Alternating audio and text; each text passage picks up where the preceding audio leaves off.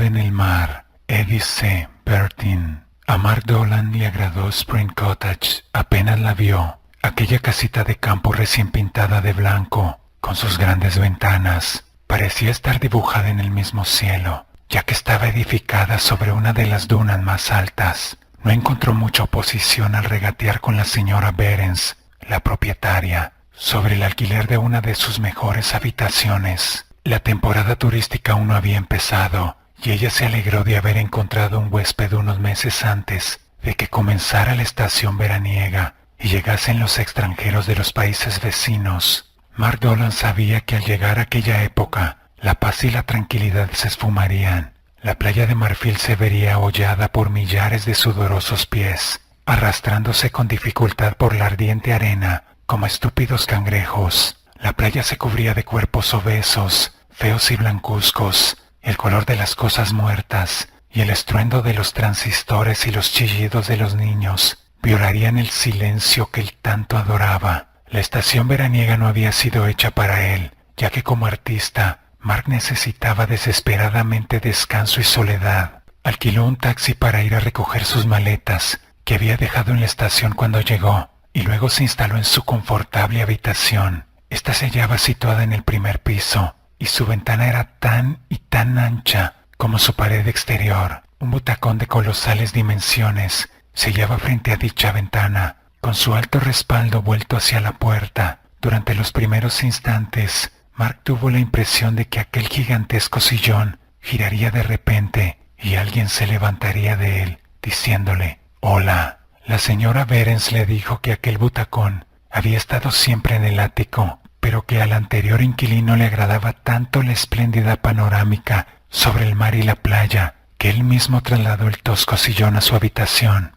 Mark estaba plenamente de acuerdo con el gusto de aquel señor. Mirar a través de aquella ventana era como si uno estuviera en las mismas dunas, pisando la blanca arena y la pura espuma de las ondas, y más allá de aquella espuma abrazándose con el mar, una masa enorme de agua gris, aparentemente sin vida, pero moviéndose con lentitud, como bajo la influencia de un laborioso respirar. Se veían unos cuantos barquitos de blancas velas triangulares, arrastrados hacia el lejano horizonte. Mark retiró el pesado reloj y los candelabros vacíos que estaban sobre el manto de la chimenea, y colocó en su lugar sus propios libros de pintura. Luego descolgó un grabado del siglo XIX y colgó en aquella pared una copia hecha por él, de un cuadro famoso de Turner. Después puso en el armario sus escasas pertenencias. Mark no era rico. De vez en cuando venía uno o dos de sus cuadros, y había hecho 2 exposiciones en su trabajo pictórico, una en Gantes y otra en Bruselas,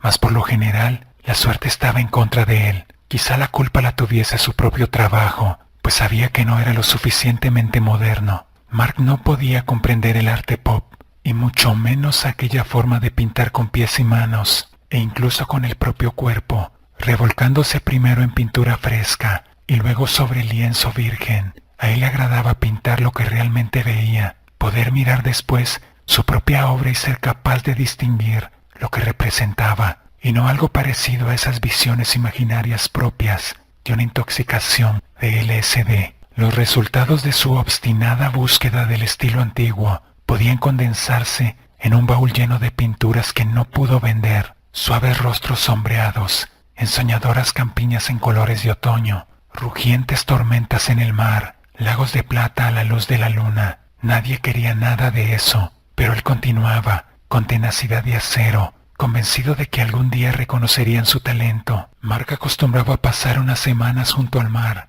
en especial durante aquel periodo comprendido entre el último invierno y la temprana primavera, cuando las costas eran azotadas por vientos tormentosos, y los turistas amantes del sol aún continuaban en sus países, temblando de frío junto a sus chimeneas. Durante aquel periodo interestacional en que el mar era puro y libre y la expectante playa estaba llena de esperanzas, Mark se encontraba en condiciones de captar la pureza que tanto amaba reproducir en sus lienzos. El primer día no hizo nada en especial. Se limitó a dar un corto paseo por las dunas, con los ojos semicerrados, para evitar aquella arena que un viento juguetón levantaba del suelo. Cuando el crepúsculo estrechaba entre sus brazos la hermosa playa, se dirigió al pueblo más cercano, y compró algunas bebidas, pero regresó de inmediato a casa, a través de las desiertas calles. En aquella época del año, casi todas las tiendas aún estaban cerradas, y solo permanecían abiertos 2 o 3 cafés. Una vez en su habitación, encendió el fuego en la chimenea, y luego escogió un libro para leer en la cama de su autor favorito, Edgar Allan Poe. Al fin se decidió por El Cuervo. A la mañana siguiente, cogió sus elementos de trabajo, se sentó en el colosal butacón y se puso a contemplar el mar. Había una atmósfera muy especial de serenidad en aquella masa acuosa y gris que Mark dejó penetrar hasta el fondo de su alma. Se relajó total y completamente, por primera vez durante tantos meses, permitiendo que la paz y la calma entrasen a través de los poros en su piel, como si fuera el primer calorcillo de una temprana mañana de sol que aún conservara algo de la frialdad de la noche anterior. No pintó nada aquel día y se limitó a descansar, buscando el ambiente adecuado. A la mañana siguiente fue a dar un paseo por la playa antes de que saliera el sol, saboreando el escalofrío de la noche sobre sus mejillas y el aguijón de una fría brisa en sus ojos, mientras sus pies iban dejando huellas sobre la arena mojada de la orilla. Después de cenar, volvió a sentarse en el colosal butacón y dejó que la profunda calma de la noche rodara sobre él en perezosas ondas de silencio. Llevaba viviendo más de una semana en aquella casita de campo cuando tuvo una pesadilla por primera vez. Esa noche no vio nada de excepcional en su sueño. Había comido más bien tarde y en su soledad había bebido una botella entera de vino barato, pero pesado. Por ello no era nada extraño que sintiera deseos de irse a la cama antes de lo acostumbrado, pero le costó mucho dormirse, ya que la cama parecía moverse de un lado a otro, como un barco durante una tormenta. La parte del lecho en que reposaban sus pies se levantaba cada vez más, y entonces de repente hacía un movimiento lateral, como si hubiera alcanzado la cresta de una gigantesca ola, para luego descender cada vez más bajo, cada vez con más rapidez. Se agarró firmemente con ambas manos a los lados de la pequeña cama, pero la impresión de estar a bordo de un yate pequeño era continua. Un espantoso viento empezó a rugir en sus oídos, con agudo y doloroso silbido, y a continuación sintió la espuma mojándole la cara. Su boca estaba ardiente, en sus labios sintió el sabor de la sal del mar. Estaba sediento, muy sediento. El continuo balanceo, subidas y bajadas del barco, le hizo sentirse mal, y su estómago empezó a removerse, pero no podía vomitar. Había una obscuridad absoluta, pero algunas veces tenía la impresión de ver al pequeño centillo de una estrella lejana, muy por encima de él, antes de que una nueva ola cayese sobre él, dejándolo como un abrigo mojado y viscoso. Con un movimiento instintivo, extendió sus manos para detener la siguiente ola, pero se topó con algo situado a unos 5 centímetros por encima de él, una cosa dura y firme. Sus dedos palparon aquella dura superficie a ambos lados, y de repente encontró allí un obstáculo que no podía mover. Trató de levantarse, mas de inmediato se dio un porrazo en la cabeza. Pero por todos los santos, ¿dónde se encontraba? De repente se dio cuenta de que aquella no era su cama, en la que estaba acostado, y con esta impresión se despertó al fin. La habitación estaba a oscuras, y fuera rugía espantosamente un viento huracanado. La cama aún hizo unos movimientos desagradables, y se sintió muy enfermo, pero al final pudo moverse otra vez con libertad. El resto de aquella noche estuvo exento de sueños, pero por la mañana, al despertar, sintió un horrible dolor de cabeza que no pudo aliviar, a pesar de haber tomado varias aspirinas. Aquel día fue incapaz de sostener un pincel, pero se hizo la firme resolución de empezar a pintar al día siguiente. Por la tarde, se acomodó en el sillón y se puso a contemplar el mar con ojos soñolientos. Qué serena parecía, como una mujer dormida, infinitamente serena y pacífica, y no obstante, plena de vida oculta. Una gaviota pasó por encima de él, semejante a un pequeño aeroplano blanco, dejando a su paso su solitario grito. Allá a lo lejos, en el horizonte, había un barco pequeño, tan pequeño que parecía que podía cogerse entre 2 dedos. Qué hermoso sería sentarse allí y dejar que la vida pasara, como una lejana y neblinosa nube de lluvia, ser uno con el reposo y la paz, parte de aquella trinidad de playa, mar y cielo. Sin darse cuenta, el sueño se apoderó de él, y el mar lo envolvió con sus olas tormentosas, acunándolo en su espantoso movimiento. Pero ante su sorpresa, ahora sabía que aquello no era real, que era parte de una pesadilla. Sabía que estaba soñando, con una certeza absoluta, pero ni siquiera intentó despertarse. Se sintió curioso y extrañamente indiferente al mismo tiempo, como si aquello no le afectase. Sin embargo, tenía una impresión de seguridad, sabiendo que todo era irreal, que podía despertarse en cualquier momento que desease. No era más que un mero espectador en todo aquello. ¿Por qué, pues, no iba a contemplarlo todo? Pero Mark no yacía con comodidad. Debajo de él sentía frío y una gran humedad, y le dolían los hombros. Trató de frotarlos y moverse luego. Había suficiente espacio a su derecha e izquierda, pero no el suficiente como para girar, ni para llevarse las manos a la cara. Aquel movimiento oscilatorio casi le ponía enfermo, aunque empezó a acostumbrarse a él. Si al menos supiera sobre qué estaba acostado. Entonces de repente llegó a saberlo todo. Todas las paredes alrededor suyo eran de madera. ¿Acaso no lo eran? Ello explicaba su imposibilidad de moverse más de unos centímetros a su izquierda y derecha. Luego había aquella espantosa oscuridad. Estaba en un ataúd. Estaba muerto y encerrado en un ataúd, en algún sitio de un barco o flotando en el mar. El espanto y el shock le hicieron abrir los ojos, volviendo de nuevo al sillón donde se había sentado, poniéndose a contemplar aquel mar gris y aquella serena playa que las sombras de la noche iban cubriendo poco a poco. Aquella tarde, a la luz de la lámpara de su habitación, hizo algunos bosquejos, pero ninguno le agradó, por lo que los tiró a la papelera y, descontento consigo mismo, decidió irse a la cama. De un modo inevitable, la maldita pesadilla acudió a él apenas hubo cerrado los ojos, pero ya se había acostumbrado a ella y no sentía ningún espanto. Después de todo, sabía que estaba soñando y que podía despertarse en cualquier momento que lo deseara, pero no quería despertarse. Aún no. Trató de pensar con lógica. Una situación realmente fantástica. Saber que uno se halla en medio de un sueño y tratar de razonar sobre el mismo. El ataúd en el que estaba encerrado no podía estar en un barco, ya que no se oía ningún ruido, excepto el ulular del viento. Daba espantosos tumbos, cosa que no sucedería si estuviera en un lugar seguro en un barco. De modo que la única solución era que iba a la deriva en el mar. No sentía ningún dolor bajo los efectos de aquellos tumbos, aunque su cabeza chocó más de una vez contra las paredes de madera. Pero después de todo, ¿cómo iba a sentir dolor estando en un sueño? Sentía una impresión serena de seguridad, como si en el ataúd se encontrase igual que en casa, balanceándose con suavidad por las ondas del mar. La vida y la serenidad parecían estar desprovistas de todo estorbo, de cualquier molestia, y se hallaba placer en esta situación. En un momento determinado pensó: ahora debo realmente despertarme, y entonces el sueño se alejaba de él como una neblina, para ser sustituida por la plena luz del día, que le bañaba en una hermosa y radiante claridad. Al fin, se decidió a pintar. Necesitó una mañana entera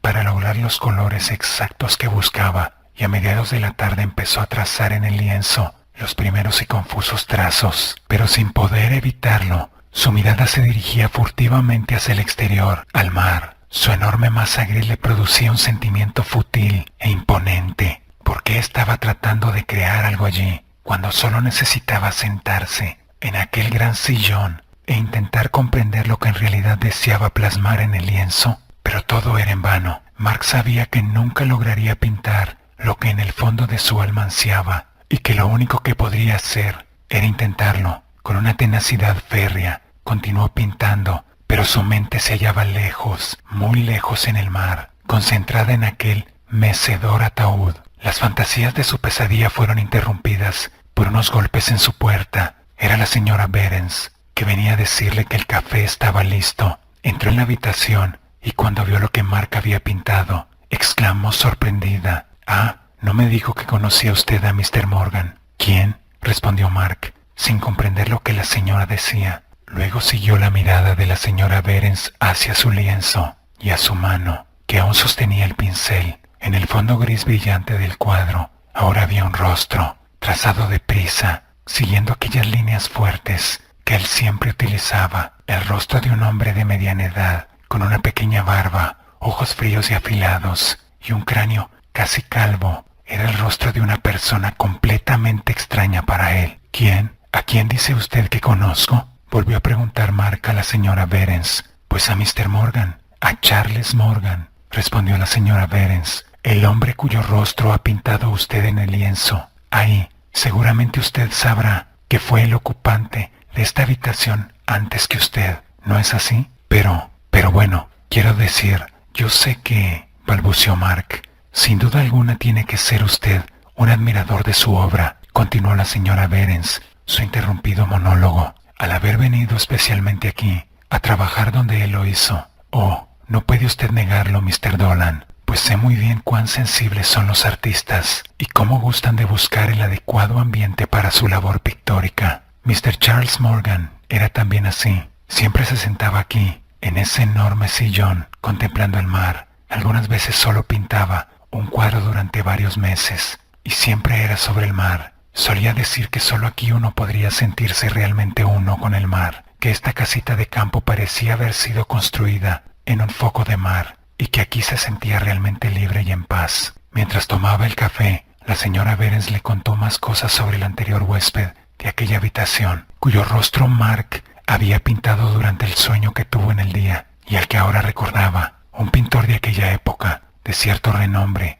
especializado en pinturas marinas, y que había desaparecido de repente para la gente, ya que la pintura moderna tenía el arte pop. La señora Behrens le contó que había vivido allí durante varios años. Antes de que Mr. Morgan decidiera emprender un largo viaje, Mark se fue a la cama con cierta impresión misteriosa, un ataúd en sus sueños, el rostro de un extraño en su lienzo. ¿Cuál era la causa de todo aquel misterio? Si es que había uno. Como siempre, la pesadilla volvió, pero el ambiente había cambiado. Había una sensación espantosa de inquietud en él. Parecía como si la paz hubiera absorbido todo, deseando algo a cambio. Había algo de famélico alrededor suyo, como si tuviera algo que el sueño apetecía y deseara de él, y se despertó con el rostro bañado del sudor del miedo. Cuando se levantó, sus pies parecían de hielo, y además estaban mojados. Su cama también estaba húmeda, como asimismo parte del suelo. Mojó el dedo en aquel líquido y lo paladeó. Era sal, pero recibió la impresión más grande cuando encendió la luz y contempló sus pinturas. El fondo de las mismas había sido alterado. Había algo en aquel color gris que él pintara, una indescriptible sensación de movimiento, de grandes olas encrespadas y una aureola de amenaza. Todo aquello conseguido con unos cuantos trazos de hábil pincel, y en aquel monótono gris había sido dibujada una caja rectangular con fuertes líneas blancas. No había ninguna cruz en aquella caja, ni cerradura alguna en sus lados, solo el horrible significado de lo que representaba un ataúd. Mark puso un papel sobre la pintura, de forma que no pudiera verla. ¿Qué cosas tan extrañas eran aquellas? ¿Qué era lo que allí estaba ocurriendo? Seguramente habría empezado a padecer de sonambulismo. No había otra explicación. Aunque él nunca en su vida había tenido esa enfermedad nerviosa, iría a ver al médico y le pediría un somnífero lo bastante fuerte como para no volver a padecer la espantosa pesadilla. No tenía más remedio que obrar así. No podía seguir de aquella forma, pero no iría aquel día a ver al médico, pues no se encontraba en condiciones para ello. Quizá iría mañana. Fue a dar un corto paseo por la playa y por la tarde volvió a sentarse en el colosal sillón, incapaz de trabajar. La musa no acudía a su mente y en un arranque de desesperación tiró sus pinceles y pinturas a un rincón. Una indescriptible sensación de peligro flotaba en el aire. La playa parecía extraña y ajena a él. Su pensamiento voló otra vez al ataúd que flotaba en el mar, al rostro extraño que había pintado, el cual sin duda alguna había sido hecho por otra persona. ¿Qué era lo que le sucedía? No podía concentrarse en nada. Su mente no hacía más que interrogarse constantemente a sí misma. Tan pronto como empezó a razonar sobre aquel extraño suceso, una enorme rueda comenzó a girar en algún sitio de su cerebro, desgarrando sus pensamientos y convirtiéndolos en un espantoso caos. Y siempre había el mar delante de sus ojos, gris e infinito, y en cierto modo llamándole, como si el mundo se detuviera para existir solo allí. Nada más que el mar y la blanca y virgen arena de la playa, donde solo sus pies habían dejado huellas, enseguida borradas por el poderoso viento. El silencio de aquella tarde le ahogaba, y luego dio paso al silencio de la noche. Pero a pesar de todo, volvió a sentarse en el colosal sillón, luchando contra el caos existente en su mente. Una tormenta se estaba acercando, el viento se hizo más fuerte, y negras nubes empezaban a obscurecer el cielo de aquella noche. En la lontananza, los relámpagos arrojaban su fuego a través del plomizo cielo. Y ha dibujado el rostro de Mr. Morgan, le decía la señora Behrens a uno de sus pocos amigos, que había venido a hacerle una breve visita y a tomar una taza de café con ella. Ya sabe usted a quién me refiero, aquel pintor que estuvo viviendo aquí hasta el año pasado, aquel del que tanto le hablé a usted, que amaba tanto el mar y que nunca quería ver a nadie. Sí, recuerdo que usted me hablaba mucho de él. Nunca le vi, pues jamás quería salir de su habitación. ¿No es así? Era un hombre muy sensible. ¿Qué le ocurrió? ¿Se ahogó? No exactamente. Adoraba el mar, pero nunca se acercaba a él. Sentía cierta aprensión a ello. Siempre decía que el mar quería apoderarse de él, y por ello prefería contemplarlo desde su sillón, a través de la ventana. Ni siquiera fue nunca a dar un paseo por la playa o por las dunas. Tiempo después fue a una gran exposición de pinturas en una famosa galería de arte de Londres, y allí murió de un modo repentino. Pero yo creía pero nunca fue sepultado. Trajeron su cuerpo a este lugar en un barco pequeño, pero se desató una imprevista tormenta y nunca llegó a nuestro puerto. Estuvieron buscando restos del naufragio, pero ni siquiera encontraron un pedazo de madera de su ataúd. En aquellos instantes, la lluvia azotaba los cristales de las ventanas y ocultaba todo bajo una espesa cortina de agua. El mar era un animal desencadenado, una gigantesca ameba hambrienta, con largos tentáculos de espuma. Los relámpagos formaban lenguas de fuego en la ardiente obscuridad. Se acabó la paz, la tranquilidad, todo. Mark estaba en el infierno, un infierno de gritos y de movimiento, que se balanceaba y subía cada vez que venía una ola, arriba y abajo, cayendo, deslizándose, sumergiéndose. La habitación, el sillón, la ventana, todo había desaparecido como sombras de la fantasía de un sueño. Para Mark, la única realidad era aquella dura madera encima y debajo de él, el estruendo de las olas al chocar contra los lados del ataúd, el crujido de la torturada madera, el ulular del viento en el exterior, el desenfrenado tumulto del mar enloquecido.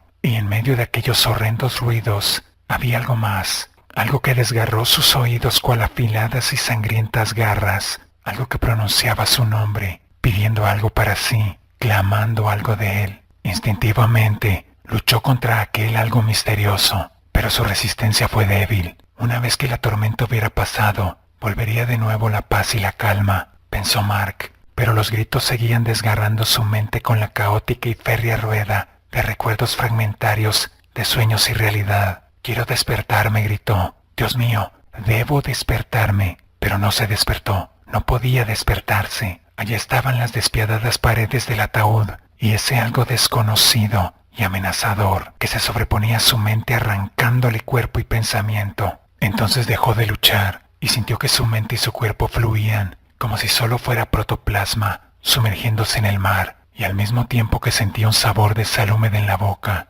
llegó un prolongado y oscuro reposo y por fin la paz, una paz absoluta. ¿Qué es esto?, gritó la señora Behrens. Algo cayó del techo dejando unas manchas verduzcas y húmedas sobre el mantel de su mesa. Había un penetrante olor de mar en la habitación y cayeron gotas de arriba, a través de las pequeñas grietas del techo. ¿Pero qué está haciendo ese hombre allá arriba en su habitación?, exclamó la señora Behrens. Sorprendida y muy enojada, subió deprisa las escaleras, seguida de su amigo. Al llegar a la habitación de su huésped, la señora Behrens dudó un poco, pues no se oía el menor ruido dentro de la estancia de Mark, y nadie contestó a sus llamadas. Luego abrió la puerta con resolución y se vio mojada por una ola de aire salino. Sus preciosas paredes pintadas, el suelo, los muebles, incluso el techo, toda la habitación estaba humedecida de agua de mar. Pequeños fragmentos de alga colgaban de las lámparas y de los cuadros en las paredes, y unos cangrejos se escabulleron deslizándose por el suelo. Un pescado solitario agonizaba dando sus últimas convulsiones, con sus rojas agallas,